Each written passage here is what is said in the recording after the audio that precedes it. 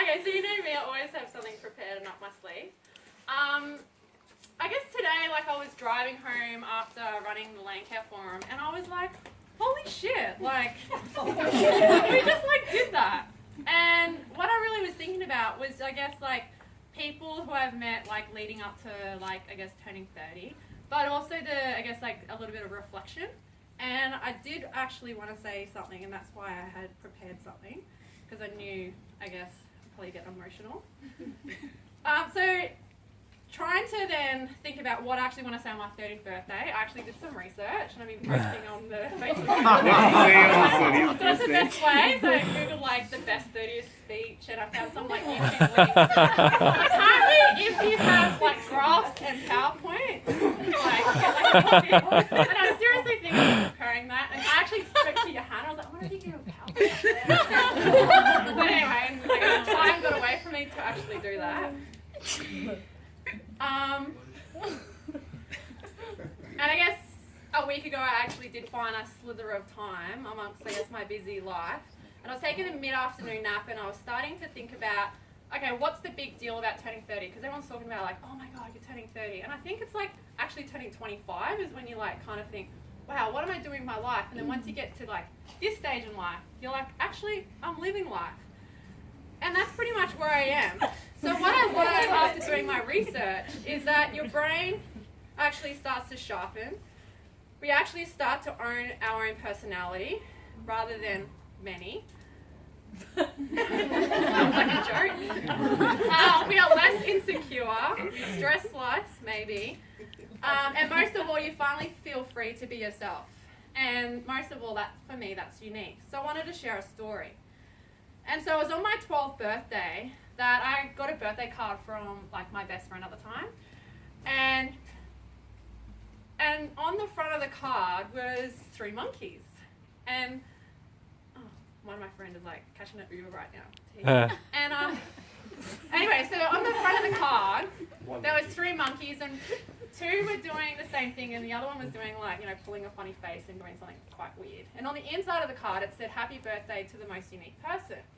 And so when you're 12 years old, you're like, hang on a minute, I just, like, want to be the same as you. And so I checked into, like, what unique actually meant, and I remember looking it up in the dictionary, because I didn't have Google back then. And I got out the dictionary, and I physically remember the day after my birthday, like, looking into what unique meant. And it said, like, yeah, like, one of a kind. And at the time, I was, like, a bit shocked, because I was thinking, I just actually want to be like all my friends. So then I started to gather evidence. And that's, like, how I guess I live my life, of gathering evidence to see whether it's true or not. And I then all of a sudden started to realise I was actually different. I wore my skirt longer, I was a bit lankier, all these things. Like, this guy once told me that I smiled a lot in maths class, and I still talk about bilbies, like, you know, 20 years later after high school. And so there's all these, I guess, things that I guess makes me think, well, maybe being unique is not too bad after all. But to be unique, it's about people who actually influence you. And they're the people who are around me, and especially tonight. So to be born into a family full of love, lots of differences, compassion, I have to be extremely lucky, and I'm very thankful. So Mum and Dad, like, to have you in my life, like, it's, yeah, I couldn't ask for more inspirational parents. You have been my biggest fans and supporters from day dot. And you're always there backing me, even when I thought that I was failing at saving the world.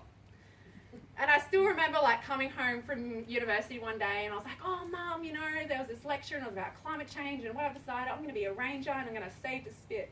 And Mum just turned around at me, she goes, you're going to be, like, way more than that. Like, come on. Like, just for the spit. And I got actually devastated, because I was like, no, that's what I want to do. I want to, like, wear the khaki uniform and drive that car. And then what I actually realised, you can actually do quite a lot. And it all comes through, I guess, living a life that you love, but being generous and passionate, and that's what you've always given me.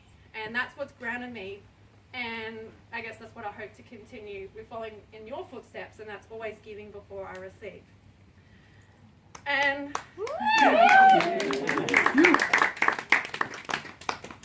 then it goes to then, Miss Anna, I wanted to say something. So this is my little sister, and by far you're definitely not little.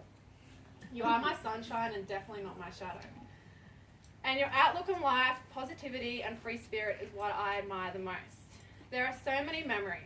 And one of the memories would be, and we live like literally like 40 metres over there, so you can imagine it. And there used to be a corner store just like down the road. And we used to walk across the corner store, and I don't even know where we got our money from, but anyway, we had like a couple of bucks. No, what happened is Mum used to like give us like $20 to go get milk and never ask for the change. Oh! See, I think that's That's those what things. we see. Yeah. I gave that up, did I? Oh, actually, I changed for Anna. And you gave me the change, yes. And so, we used to walk across there with our like couple of bucks, and we used to go over there and play pickle the lollies, and we used to be able to get a lot of lollies with a couple of bucks back then. And then we'd walk back, and then we'd sit there on the couch with the little cushions on our lap, and we'd divide the lollies, like literally like every lolly like one for one, like one like milk bottle and one milk bottle. And we sat there, and then we used to like eat them at the same time. Lolly for lolly. Lolly for lolly. And I guess that's what shows for me about our relationship, is that we have so much love and respect for each other. And although you live in Melbourne and you're still quite far away from me, is that it's those moments that I think, wow, that actually just shows just the amount of respect we have for each other. It's always 50-50 and we're always backing each other. So to have a little sister too that laughs at nothing, and then I laugh at nothing, and then we just keep laughing all the time, and then Mum would be like, come on girls, get to sleep. Like, that's like the best sister you want to be growing up with. So, and I think if anything is that what I really get from you is for me to at least be a lot more free than what I am. That's something that I always continually just strive to be. But I definitely live a non-scheduled day every once in a while, and that's what I enjoy, especially when I come to Melbourne. So thank you very much for being the best little sister anyone could have ever asked for, and especially for making tonight incredibly special. Woo! You. Be like, get organised, dude. Yeah. And she had the A-team behind Yeah, her. so there's the 18. And like Maxine, what I really want to say is that like I only met Maxine like a year ago. And like to think that we're like so close and you now read my mind and you just told me what my mind is going to be. I'm like, how did you know that? I was nervous about right now. I just look in your eyes. Aww. And I think that like you just give me so much aliveness and this like level of 10 times more excited to life. And then when we catch up, it's just this sense of this balance that we have in our friendship. That's something that I really admire, and I just, thank you for supporting Anna and putting on tonight. So, thank you, girls. Now, I can't say something for everybody, or else I'd be here all night, so there's just a few more people. I actually do really want to, and I'm really thankful that Olaf is here. So, here we go. Thank you. Are you ready? Okay, so I'm so glad that you're here because your life is either on a yacht in the Pacific or on a plane and saving whales and doing something around research. It just continually inspires me. But what I really, really want to share with you is that, you were the rock in my life when I needed someone the most. Well, I knew that was going to happen.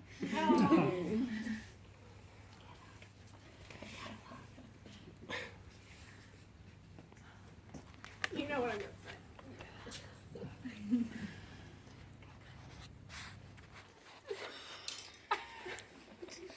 Sorry. I was like, don't even God damn it! I know! You're going to read it. Well, no one can read this. No wonder you can read it. It's like tiny. Yeah, but I memorized. Oh, you So anyway, no, but really, like, you were someone who was right there for me in my darkest days a few years ago, and you were someone who was completely honest.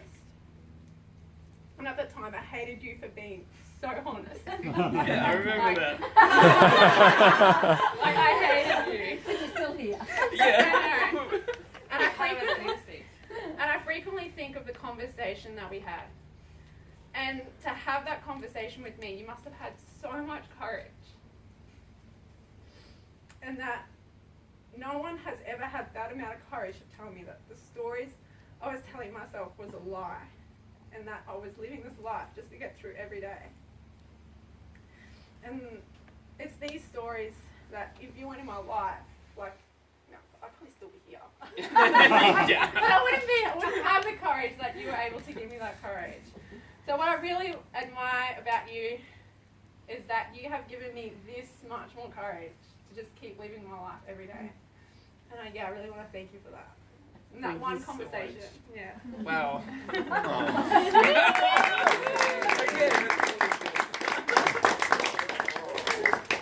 Amazing. And then I'll just go, just a couple more people, sorry. Is that, no, and then it's, Dan's over there. So then the Montoya family, or my second family, you're like a warm hug that just keeps giving.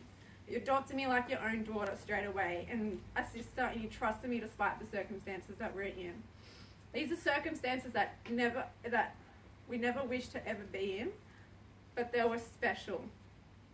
And there were special times that have all inspired us to live a life that's packed full of meaning and purpose. And it was a crazy roller coaster with good times in the end, like the crazy road trip we did to Yeppoon, and running out of petrol on the Bruce Highway at 3 a.m, and me laughing at nothing because I still don't understand any Spanish. And one day I'll get there, and I was thinking about saying this in Spanish, but I didn't get there, is that I will visit Colombia, and that is now on my 30-something to-do list. So now moving forward, now that I guess I'm turning 30 tomorrow, is compassion, free spirit, and courage that has gotten me this far tonight. And I'm so stoked, and it's because of everyone here and everybody in my life. And when you're 20, thinking of yourself when you're 30, you think you have all these things in life. And I remember when I was like 20, you go, oh yeah, well I guess, you be married and you have kids and you have a house, and then you like have all these things and book a holiday, and it's like this life that you could live into. But it's all these unexpected experiences that come along the way, and although you may have, I guess, a dream and a destiny and a vision, it's the pathways that take you elsewhere. And above all, I couldn't be more stoked. So what's in store for the next 10 years then? So I guess I imagine myself waking up and just surrounded by love in 10 years, and that will now be my 40th birthday. And it sounds idyllic, but it's definitely not a dream because I'm working on it. And what I do know, what I probably will have achieved by I'm 40 is definitely finish my PhD. Thanks to my awesome supervisors. I would have travelled to Colombia, and I would have built an incredible organisation with incredible people, and that's Intrepid Landcare. And when we get up every day and we're doing stuff that matters every day. So that now brings me to the end of this speech, and it's definitely not a tangent because it has an ending. Woo! And that is, being unique has opened a life full of random opportunities and experiences. I'll finish with echoing with what someone once wise told me, and that's actually now a decade ago, like literally to the day. And he said to me, it's up to you what you want to do with life, but why not create a masterpiece? And that is what I'm creating with each and every one of you tonight. And that you're all part of a masterpiece, and that is what I call my life. I do want to just say a couple more special shout outs, and that is to Catherine, so my best friend and my little sister who couldn't be here tonight. Babysitting my dog. Pardon, she's babysitting the dog, so we got all that sorted. So Anna could be here. Yeah, so Anna could be here. And Johanna for being like the bestest flatmate, and we get up to with a lot. I don't even know where she is. She's in her bed. Yeah, she's in her bed somewhere. And I also want to actually say thanks to Jessie, because you've seriously backed me so much lately, and especially in the last year. And I guess to have someone now, I guess, is my little bit of a Landcare junkie friend, but also now my friend, is pretty cool. So yeah, raise your glasses and let's toast to being unique and creating a masterpiece.